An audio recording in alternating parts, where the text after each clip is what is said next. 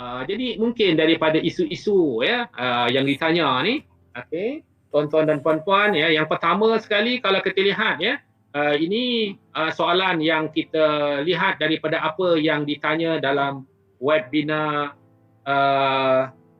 Datin Seri semalam ya.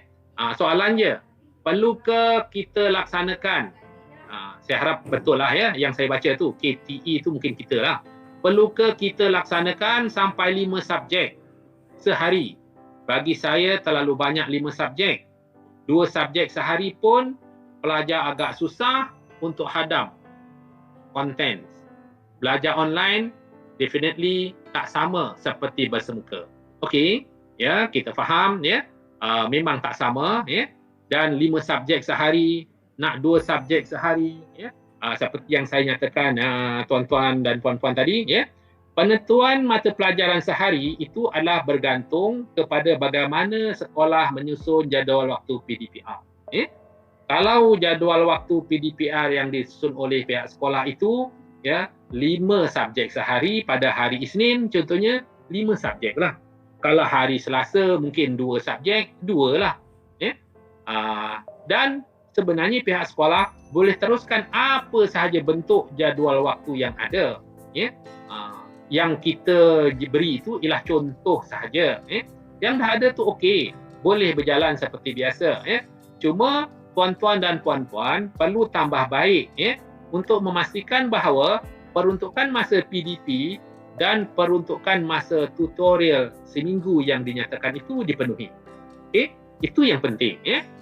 Nak satu hari itu 5 subjek ataupun satu hari itu 2 subjek ataupun beberapa yang lain tu tidak ada masalah. Bergantung kepada jadual waktu yang ditetapkan oleh pihak sekolah. Jadi pihak sekolah apabila nak merangka itu sudah pastilah dia ada komiti, ada jawatankuasa untuk melihat untuk melihat semua perkara aspek tentang sumber yang ada di sekolah itu dieksplor untuk memastikan perkara itu boleh dilaksanakan Dan mungkin kita tertarik tuan-tuan dan puan-puan kerana apabila lihat dekat sini dia kata belajar online seperti yang saya nyatakan tadi. Tak semestinya semua online. Walaupun 100% kita ada internet ataupun ada komputer, tak semestinya online. Okey?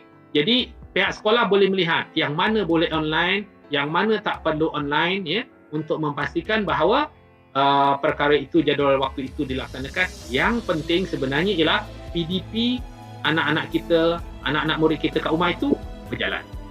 Sama ada offline ataupun online. Apa yang kita nak letakkan kepada kau. Okey, soalan yang kedua. Contoh jadual agak berat kerana masa terlalu panjang dan beban kepada ibu bapa yang mempunyai anak ramai. Saya dengan isteri bekerja dan anak-anak saya berkongsi gadget dengan ibu bapa. Sekiranya online, mereka tak dapat ikut. Bagaimana dengan pelaksanaan sekiranya hanya ada satu peranti dikongsi beramai-ramai? Jadi seperti yang saya terangkan juga tuan-tuan tadi, jadi dekat sini pihak sekolah sebelum melaksanakannya sudah pastinya perlu ada muafakat dengan ibu bapa untuk pastikan bahawa apakah kemudahan yang ada kepada anak-anak kita. Jadi kalau anak-anak kita dekat rumah itu gadget dia tak ada penuh dan guru nak juga laksanakan online, bagaimana? Kan? Jadi itu perlu diseimbangkan semua supaya anak-anak, yang penting sebenarnya akhirnya anak-anak kita tu belajar dan mereka dapat melaksanakan PDP. Jadi kita kena tahu.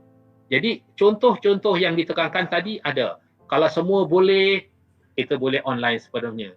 Kalau mungkin tak boleh sebahagiannya, kita boleh ada yang online, ada yang offline. Ataupun mungkin ada yang langsung, dalam kes ini dia ada. Dia ada, tetapi mereka terpaksa berkongsi. Jadi kena mufakatlah dalam kes ini. Dan juga dalam kaedah-kaedah tertentu, contohnya bahan pengajaran itu boleh diakses oleh murid kemudian, contohnya. Jadi mungkin guru mungkin dia nak buat oleh kerana mungkin mereka tak nak menggunakan kaedah manual, kaedah modul, mereka akan menggunakan mungkin rakaman dan sebagainya, yang sebenarnya anak-anak ini boleh akses kemudian apabila mereka boleh dapat dapat gadget itu daripada adik-beradik yang lain, ya. Jadi dalam kes itu pihak sekolah perlu menitik beratkan tentang pemufakatan antara guru dan juga ibu bapa untuk anak-anak murid mereka lah, ya, seberapa baik yang mungkin. Guru telah hantar bahan untuk aktiviti. Sayangnya respon daripada murid sangat minimum dan lambat pula tu. Okey, macam mana nak atasi, ya? Okey. Jadi dekat sini biasalah, ya. Itu biasa, ya. Kalau anak-anak kita depan kita, anak-anak murid kita depan kita pun lebih kurang sebegitu. Bagaimanalah, ya, kalau mereka tidak ada bersama dengan kita. Jadi dalam kes ini, jadi pihak sekolah, ya, perlulah merancang, ya, dan menambah baik PDPR kita itu daripada masa ke semasa, ya. Jadi lepas tu melakukan pemantauan dan tindakan yang perlu secara berterusan dari masa ke semasa, dan bagaimana nak merancang, ya, untuk menaikkan keterlibatan murid, ya. Mungkin kalau cikgu-cikgu biasa dekat sekolah, contohnya bila mereka buat PDP dekat sekolah pun ada murid-murid yang dalam kelas mereka tak ada berminat. Mereka bermain, mereka tak buat itu, buat apa amali pun mereka tak buat. Tapi cikgu ada kaedah, ya, bagaimana untuk pastikan bahawa murid-murid ni minat dengan pembelajaran mereka. Saya rasa serupa juga kalau dekat mereka tidak berasa bersama dengan guru-guru di sekolah. Mereka berada di rumah, tengok respon lambat dan sebagainya. Jadi keterlibatan itu, ya, kita nak dapatkan itu, ya, mungkin, ya, pelbagai kaedah yang dilaksanakan, ya. Jadi mungkin kita perlu berhubung dengan ibu bapa, mungkin kaedah-kaedah yang lebih menarik, ya. Mungkin bukan hanya bercakap dalam komputer, mungkin aktiviti-aktiviti yang dilaksanakan, ya. Mungkin kalau selalu kita hanya menggunakan bahan-bahan pembentangan seperti bahan-bahan buku dan sebagainya, mungkin dipelbagai kaedah dengan aktiviti-aktiviti seperti mungkin filem ke apa ke. Saya rasa banyak bahan-bahan yang ada dalam persekitaran kita yang kita boleh gunakan, khususnya yang online, ya. Tapi kalau yang offline, kita boleh pelbagailah kaedah-kaedah yang boleh menarik minat murid-murid untuk memberi respon kepada bahan-bahan yang dilaksanakan. Okey. Baik, soalan 4. Biasanya ibu bapa boleh online dengan kita waktu malam. Kalau kita buat rakaman, kita tak dapat feedback secara terus. Okey? Ramai ibu bapa cadang macam ni. Okey. Jadi dalam kes ini, tuan-tuan dan puan-puan, ya, sebenarnya malam secara umumnya bukanlah waktu belajar. Okey? Malam tu sebenarnya bukanlah waktu belajar. Okey? Jadi seharusnya, ya, seboleh-bolehnya, ya, guru, ya, bukan seboleh-bolehnya saja. Jadi sebenarnya sekolah, ya, perlu mengekalkan jadual waktu yang telah dicadangkan itu, ya. Tetapi kalau ibu bapa guru-guru nak buat dia waktu luar daripada jadual waktu, ya, pastikan bahawa guru-guru mesti mendapat kebenaran daripada ibu bapa, ya. Jadi kelas kita itu perlu dapat kebenaran lah. Kita tak boleh buat waktu malam tanpa kebenaran ibu bapa, sebab dia akan mengganggu, ya, apa yang ada kepada anak-anak murid kita kat rumah, ya. Mungkin waktu itu ada aktiviti-aktiviti yang dilaksanakan, dirancangkan oleh ibu bapa. Jadi dan sekiranya ia perlu untuk buat, ya, pada di luar waktu, jadual waktu yang ditetapkan oleh sekolah, jadi guru-guru perlu berbincang dengan ibu bapa, ya, dan ada permintaan ibu bapa. Kalau tidak, laksanakanlah pada jadual waktu itu, ya. Kerana kita lihat, ya, mungkin perkara-perkara lain, ya, yang kita tak rancangkan mungkin boleh berlaku apabila kita melaksanakan di luar jadual waktu. Tapi sebenarnya apa-apa pun yang penting ialah dan guru-guru membuat pemufakatan dengan ibu bapa dengan kaedah yang terbaik, kerana tujuan kita tidak lain dan tak bukan ialah untuk memastikan bahawa PDP itu berlaku kepada anak-anak murid kita rumah yang berada di bawah penguasaan ibu bapa. Okay.